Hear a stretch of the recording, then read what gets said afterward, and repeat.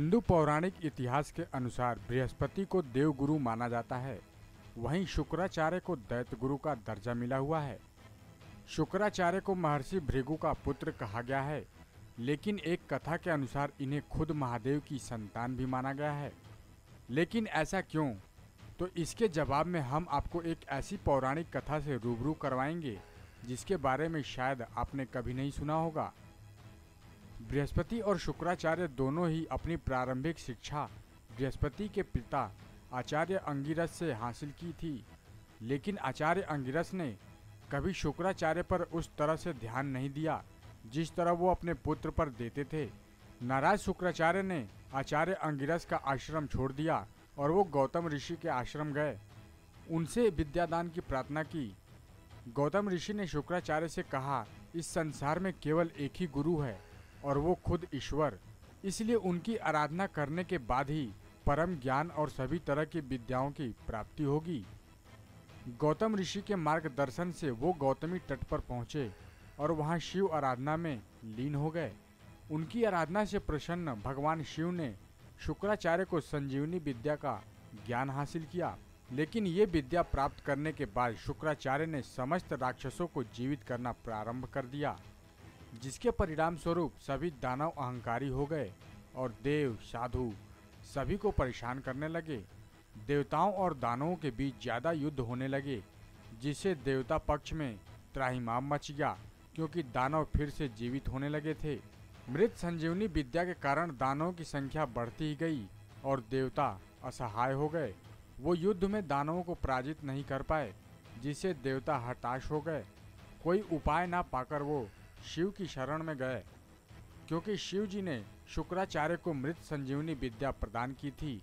इसलिए देवताओं ने शिव जी से शिकायत की कि हे महादेव, आपके वरदान का दानव दुरुपयोग कर रहे हैं।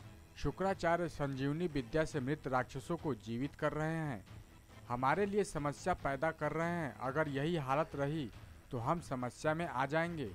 शिव जी को शुक्राचार्य पर बहुत गुस्सा आया। वो उनकी प्रदान की गई शिक्षा का गलत उपयोग जो करने लगे थे। उन्होंने क्रोध में आकर शुक्राचार्य को जीवित निगल लिया, जिसके बाद राक्षसों की सेना बहुत कमजोर हो गई और विजय देवताओं की ही हुई। भगवान शिव के उदर में बैठे शुक्राचार्य बाहर जाने का रास्ता तलाश करने लगे, जहां उन्हें समस्त ब्रह्मांड और पूरी दुनिया सभी के दर्शन हो गए।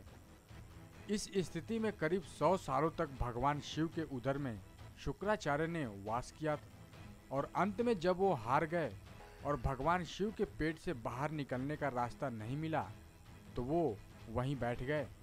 वो मंत्र जाप करते रहे। इस मंत्र के प्रभाव स्वरूप शुक्राचार्य भगवान शिव के लिंग मार्ग से बाहर निकल आए और महादेव को प्रणाम किया। क्योंकि शुक्राचार्य भगवान शिव के लिंग से बाहर आए थे, इसलिए शिव ने उन्हें अपना पुत्र स्वीकारा और कहा, अब तुम मेरे पुत्र कहलाओगे। तब माता पार्वती ने भी शुक्राचार्य को अपना पुत्र मान लिया।